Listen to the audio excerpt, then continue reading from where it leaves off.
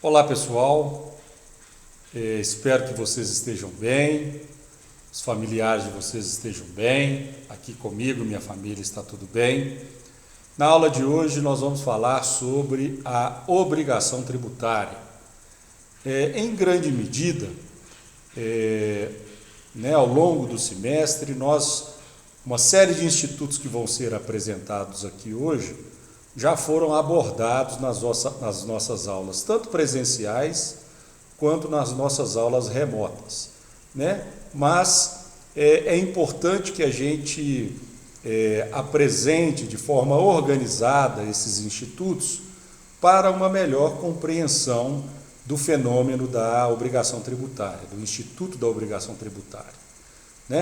Desde o início do semestre, nós sabemos que o direito tributário ele regula esta relação jurídica existente entre contribuinte e o Estado, Então, a obrigação tributária, já fazendo uma apresentação inicial do conceito, nada mais é do que o vínculo jurídico que une o Estado, arrecadador de tributo, ao contribuinte devedor do tributo, É interessante a gente chamar a atenção que essa matéria ela está pedagogicamente discriminada no Código Tributário Nacional, do artigo 113 ao artigo 138. Então, para a aula de hoje, eu sugiro que vocês mantenham do lado de vocês o Código Tributário para que vocês possam ir acompanhando.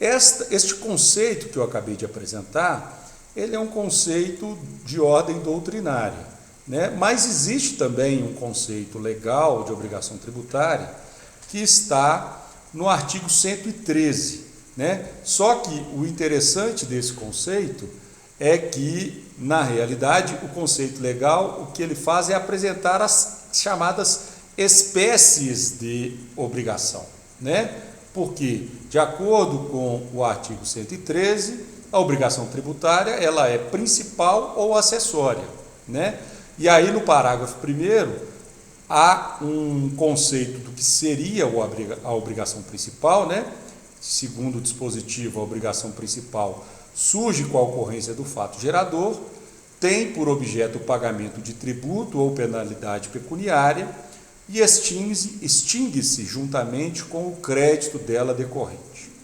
E a obrigação acessória está no parágrafo 2º, E o parágrafo 2º dispõe que a obrigação acessória decorre da legislação tributária e tem por objeto as prestações positivas ou negativas nela previstas no interesse da arrecadação ou da fiscalização dos tributos, Então, aqui primeiro chama a atenção a terminologia legal, A obrigação principal decorre do fato gerador que está descrito em lei e a obrigação acessória, ela decorre da legislação tributária. E aí eu chamo a atenção de vocês que quando a gente estudou o Instituto das Fontes dos Tributos, eu apresentei para vocês que legislação tributária tem um sentido amplo, é gênero, do qual nós temos algumas espécies normativas, que seriam as chamadas fontes primárias e fontes secundárias. E as fontes primárias, o artigo 97 denomina de lei tributária. Então, legislação tributária e lei tributária são institutos distintos, Portanto, quando o dispositivo, parágrafo 1º do 113, prescreve que o fato gerador decorre de lei tributária, isso significa que para a instituição de um fato gerador, para a definição do aspecto material da hipótese de incidência, há a necessidade de uma lei em sentido formal. Todavia, quando o legislador descreve a obrigação acessória no parágrafo 2º, ali nós temos uma peculiaridade, porque ele se remete à legislação tributária. Então, há um sentido mais amplo, ou seja, tanto a lei em sentido formal quanto as fontes secundárias, né, atos administrativos de caráter normativo, os regulamentos, os decretos, as instruções normativas, as portarias, enfim, estes atos infralegais também poderão instituir as chamadas obrigações acessórias. Então, é importante que se deixe registrado esta questão já inicialmente, ok? Bom, antes da gente aprofundar o estudo da obrigação principal, e o que faremos num outro vídeo, né, nesse primeiro vídeo aqui sobre a obrigação tributária, vamos falar primeiro sobre as obrigações acessórias, né, que, de acordo com o parágrafo 2º, são prestações positivas ou negativas, né?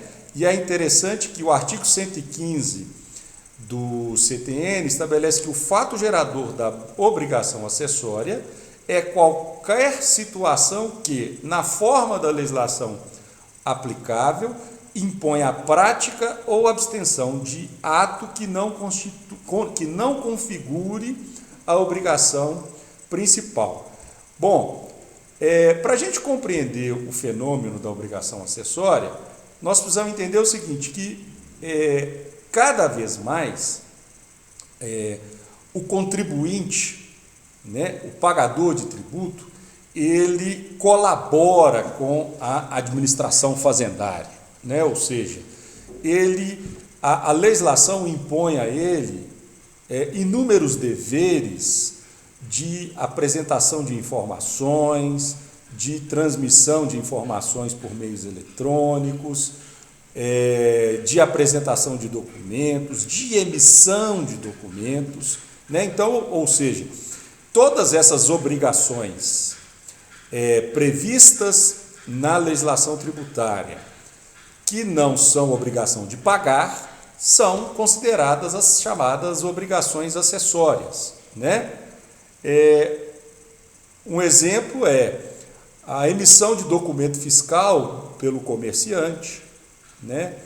A declaração do imposto de renda pelo contribuinte, a obrigatoriedade de passar por um local pré-estabelecido ao desembarcar de um voo internacional, que é chamado de alfândega, né? Ou seja, obrigações acessórias são diversas, né? Diversas. É importante a gente debater uma questão, até para melhor compreensão, né, do Instituto da Obrigação Acessória, é o fato da nomenclatura legal ter sido bastante criticada, sobretudo pelo professor Paulo de Barros Carvalho. Por quê?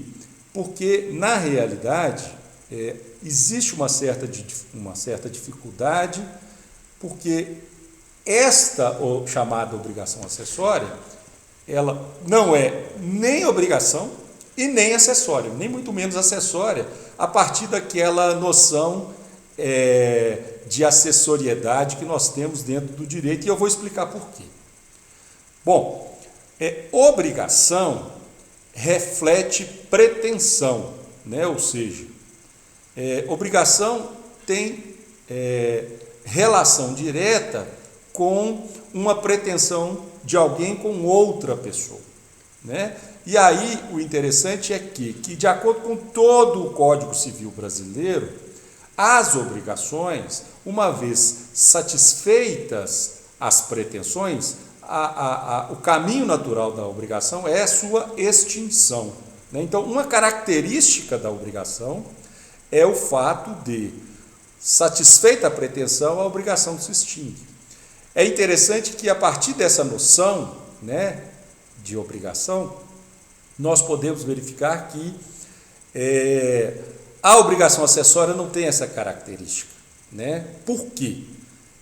Existem obrigações acessórias que, mesmo satisfeitas, mesmo atendidas, elas não deixam de existir.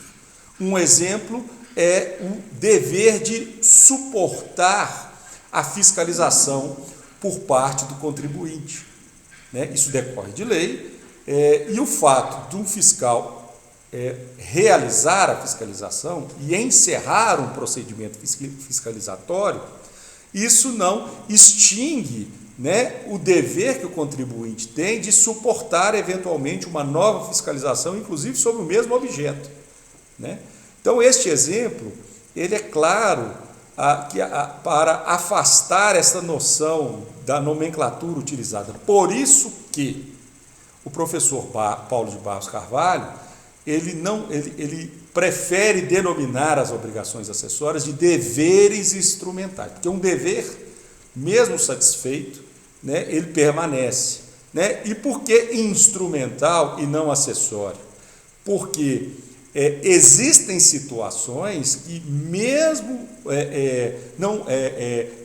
que não haja necessidade de recolhimento de tributo, a obrigação acessória permanece, né? Então, ou seja, aqui, né, esse dever instrumental, ele não necessariamente ele é submetido à obrigação principal de pagamento do tributo.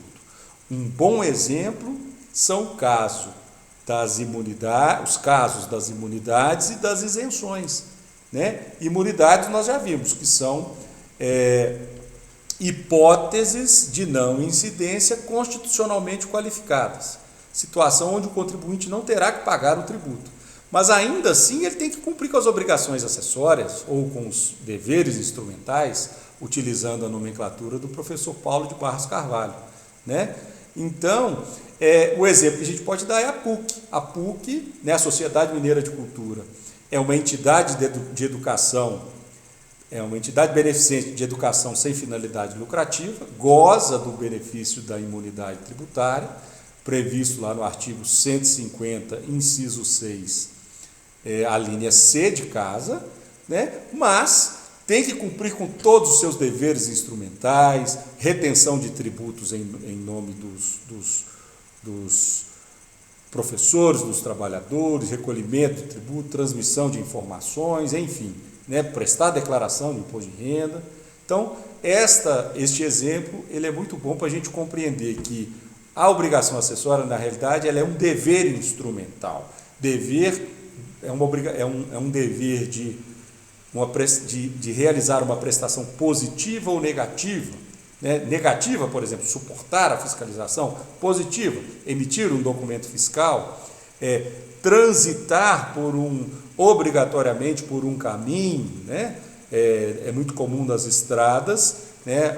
Os caminhões que estão transportando mercadorias e são obrigados a portar o documento fiscal, né?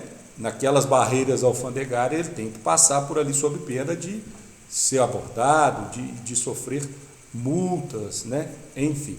Então, nesse primeiro vídeo, é importante a gente compreender, né, a noção de obrigação, a apresentação das duas espécies de obrigações, né, a obrigação principal e a obrigação acessória, as críticas, do que se trata, né, ou do que se tratam as obrigações acessórias, e as eventuais críticas relativas a esta nomenclatura. Ok? Espero que tenham compreendido bem. Até a próxima.